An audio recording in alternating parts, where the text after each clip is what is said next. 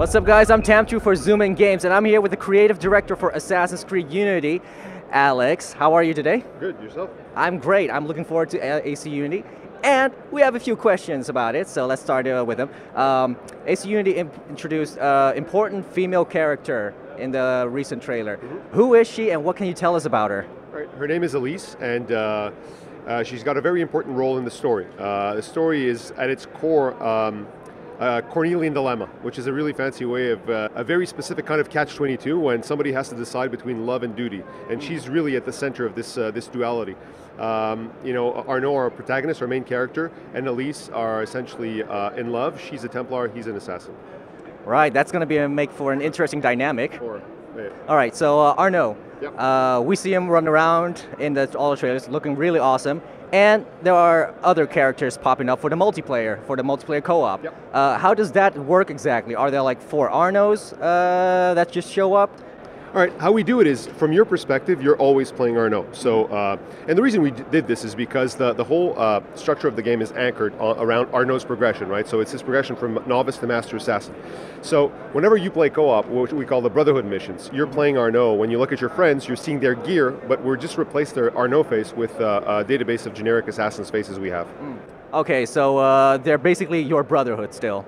Exactly. Awesome. AC's always been inspired by history. How accurate is Unity with our general history? It's actually pretty accurate. We had multiple historians work on the project on many levels. We went to Paris twice. We got visits from Louvre staff, like historians from the Louvre.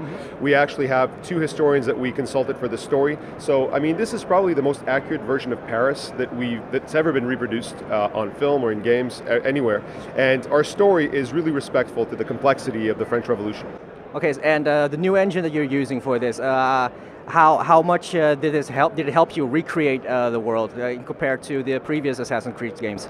Well, we couldn't have made this without this new engine. Essentially, this was almost completely created from the ground up. We had to do it because of co-op, because of different technical problems. So this new engine, I mean, the fidelity, the pure fidelity of its rendering, the lighting is just phenomenal. And we can render up to, I think we go a little bit over 5,000 NPCs on screen simultaneously. That's amazing. Yeah. Okay, so one more thing about the story. We recently got a taste of Assassin's Creed Rogue. Yep. How does that relate to Unity as much in story and setting? Well, I mean, it's a completely different game. It's a different setting. However, there is one thing I can tell you. The 2 games are linked. The ending of Rogue and the beginning of Unity, there's a link there. All right, so which one should we play first? Any order is fine, because if you play Unity first, you'll have a little bit of a mystery that you then resolve if you play Rogue. If you play Rogue and then play Unity, then you'll automatically understand what that mystery is. All right, awesome. Okay, my final question is, Team Assassins or Team Templars? Well, I'll leave the players to decide.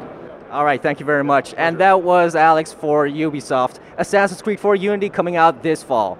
Thank you very much for the interview, and we'll be back with more interviews for Zoom In Games.